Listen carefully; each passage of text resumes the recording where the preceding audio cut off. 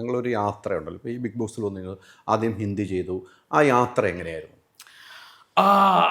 ഇപ്പം it was beautiful. എനിക്ക് തോന്നുന്നു ഞാൻ ചെയ്ത ഷോകളിൽ ഏറ്റവും എനിക്ക് പ്രിയപ്പെട്ട ഒരു ഷോ ആയിരിക്കും ബിഗ് ബോസ്. ഞാൻ ബോംബെയിൽ, ഞാൻ ഡൽഹിയിലാണ് ആദ്യം വർക്ക് ചെയ്ത് തുടങ്ങുന്നത്.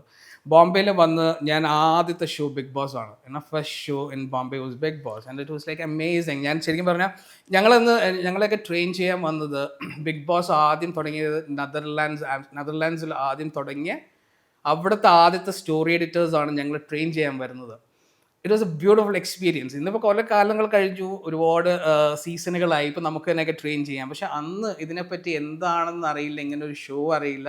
നമുക്ക് 2 ആഴ്ചത്തെ ട്രെയിനിങ് കഴിഞ്ഞിട്ടൊക്കെയാണ് നമ്മൾ ചെയ്യുന്നത്. ആൻഡ് ഇറ്റ്സ് ലൈക്ക് നമ്മളവിടെ ഇരിക്കുമ്പോൾ ശരിക്കും ഒരു വീഡിയോ ഗെയിം കളിക്കുന്ന ഒരു ഫീലാണ്. ബിക്കോസ് ഒരുപാട് കാര്യങ്ങൾ നടക്കുന്നതിൻ്റെ ഇടയിൽ നമുക്ക് വേണ്ട കാര്യങ്ങൾ ഏതാണെന്ന് പർട്ടിക്കുലർലി മനസ്സിലാക്കി അത് ഷൂട്ട് ചെയ്ത് അത് എഡിറ്റ് ചെയ്ത് അതിന് ഇത്രയും ടൈമിനുള്ളിൽ, അതായത് നോട്ട് 24 hours നമ്മൾ ടെലികാസ്റ്റ് ചെയ്യാന്ന് പറഞ്ഞാൽ I think it is one of the most beautiful shows. അത് ഭയങ്കര ഒരു ഫീലാണ്. പല ആൾക്കാരും ഇതിന് നിലവിൽ ഇപ്പം അഡിക്റ്റഡ് ആണെന്ന് പറയാം. 24/7 വന്നപ്പോൾ വീട്ടമ്മമാർ ഉൾപ്പെടെയുള്ള ആൾക്കാർ ഇങ്ങനെ കണ്ടുകൊണ്ടിരിക്കുകയാണ്. അപ്പം അതിനൊരു നെഗറ്റീവ് വശം കൂടി ഉണ്ട്. പല ആൾക്കാരും അഡിക്റ്റഡ് ആയിട്ട് മെൻ്റലി ആ ഒരു സ്റ്റേജിലേക്ക് വരുന്നു, TV തല്ലി പൊട്ടിക്കുന്ന അവസ്ഥയൊക്കെ ഉണ്ടായിട്ടുണ്ട്. അപ്പോൾ ഇത്തരം കാര്യങ്ങൾ കാണുമ്പോൾ നിങ്ങൾ ക്രൂ എന്താണ് സംസാരിക്കുന്നത്, ഇതിനെപ്പറ്റി എങ്ങനെയാണ് ഡിസ്കസ് ചെയ്യുന്നത്? See, in the end of the day, we are here to make a show. Like, when you ask questions, you make a show. It's for entertainment of the people. അല്ലേ, നമ്മളെ ആൾക്കാരെ എങ്ങനെ entertain ചെയ്യുന്നു എന്നുള്ളതാണ്. We are happy sometimes. Like അവർ കുറച്ച് കൂടുതൽ carried away ആയി പോകാറുണ്ട്. പക്ഷെ അത് ഷോയുടെ ഗുണമായിരിക്കാം, ഇല്ലെങ്കിൽ അതിൽ പാർട്ടിസിപ്പേറ്റ് ചെയ്യുന്നവരെ കണ്ടിരിക്കാനുള്ള രസമായിരിക്കാം. ഇതിൻ്റെ ഏറ്റവും വലിയ ബ്യൂട്ടി എന്താണെന്ന് വെച്ചിട്ടുണ്ടെങ്കിൽ, real life is the most beautiful story. അല്ലെ, നമ്മുടെ ലൈഫുകളിൽ നടക്കുന്ന കാര്യമാണ് ഏറ്റവും രസം നമുക്ക് കണ്ടിരിക്കാൻ. അത് നമുക്കൊരു വീടിൻ്റെ അകത്ത് 4 വാളിൻ്റെ അകത്ത് ആൾക്കാരെ ഇട്ടിട്ട് നമ്മൾ അതിൽ ചില പ്രഷർ പോയിൻറ്റ്സും കാര്യങ്ങളൊക്കെ ഉണ്ട്, നമ്മളത് കണ്ടിരിക്കുക എന്നുള്ളത്. അപ്പം ഓഡിയൻസ് അവരുടെ ഒപ്പം ട്രാവൽ ചെയ്യുമ്പോൾ of course sometimes you can say അത് ആ ഷോയുടെ ഇതായിരിക്കാം, ഒരു രസം, അതിൻ്റെ ഒരു ഹരമായിരിക്കാം. കഴിഞ്ഞ കൊടുത്ത വിവാദത്തിൽ വേറൊരു കാര്യങ്ങൾ ചെയ്യാം. ലാലേട്ടന് ഒത്തിരി അതിൻ്റെ പേരിൽ അദ്ദേഹത്തിന് ദുഃഖമുണ്ടായിട്ടുണ്ട്. ലാലേട്ടനെതിരെ വലിയ ആരോപണങ്ങൾ. അദ്ദേഹം എവിടെ നിന്നാലും, ലാലേട്ടൻ നമുക്കറിയാം, എവിടെ നിന്നാലും അദ്ദേഹത്തിന് എതിരെ വലിയ രീതിയിൽ ഫേസ്ബുക്കിലാണെങ്കിലും ഓൺലൈൻ മാധ്യമങ്ങളായിരുന്നു എന്തിനാണ് നിങ്ങൾ പോകുന്നത്, ഇത്ര കോടികൾ സമ്പാദിക്കുന്നില്ല ചോദിച്ചു.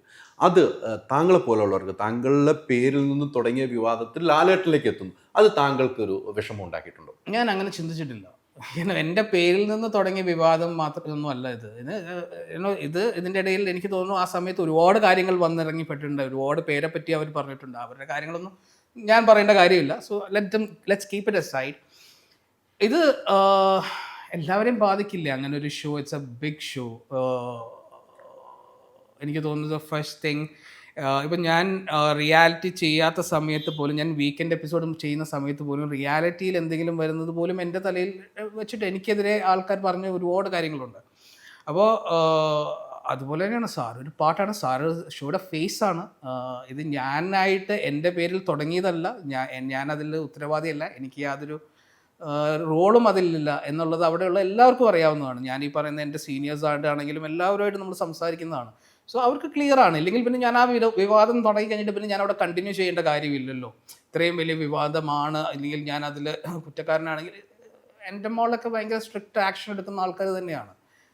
It's not like a mom and pop. It's corporate ആണല്ലോ, ഇപ്പോൾ എല്ലാം കോർപ്പറേറ്റ് ആണ്. Something like that is very dangerous. Ultra modern kitchen devices. ഒരു കിച്ചണിൽ വേണ്ട എല്ലാ ലേറ്റസ്റ്റ് ബ്രാൻഡുകളും ഇവിടെയുണ്ട്.